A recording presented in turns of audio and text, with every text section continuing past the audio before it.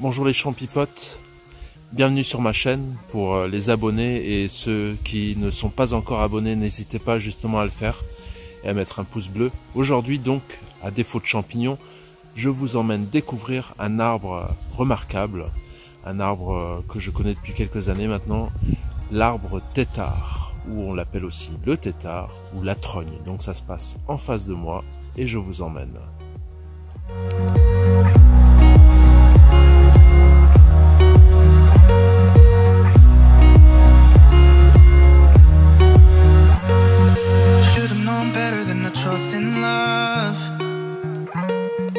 Like this whole world keeps on messing it up.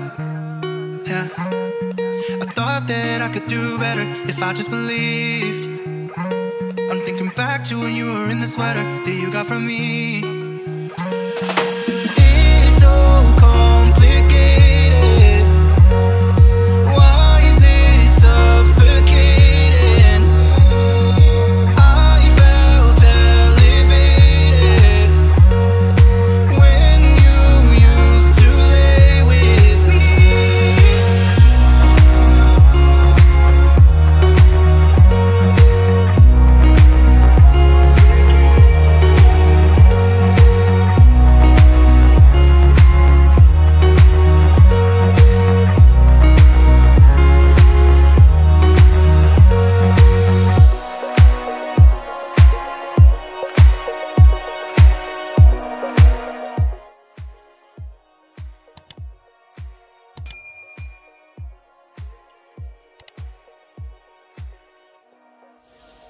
Donc voici l'arbre tétard. Comme je vous l'ai expliqué, on l'appelle aussi la trogne.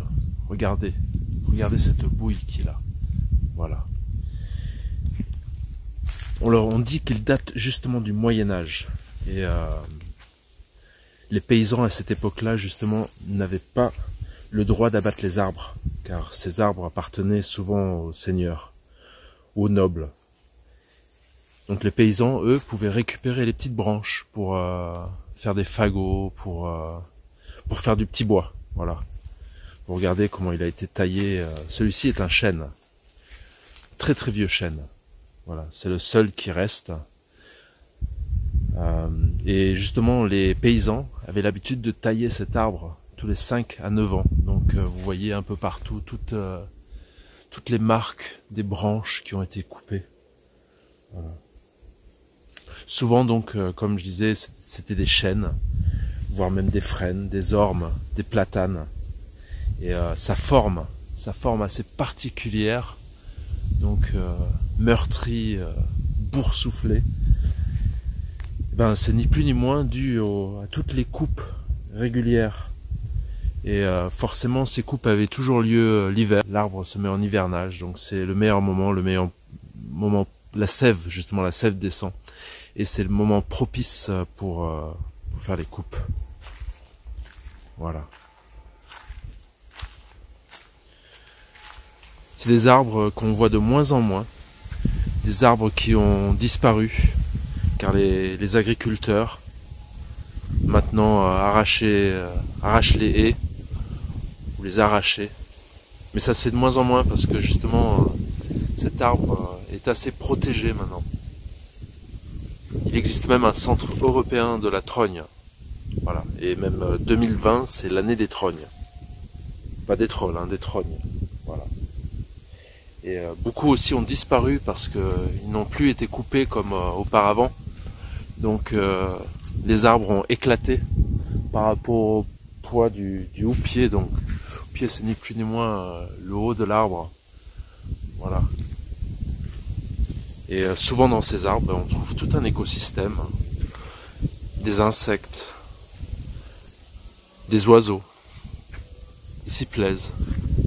Voilà, vous voyez à quel point il est vieux cet arbre, majestueux. Voilà. Trop content d'avoir pu partager ça avec vous. Une fois de plus, n'hésitez pas justement à partager cette vidéo, à partager la chaîne. Et j'espère vous faire découvrir d'autres choses comme ça qui me tiennent à cœur.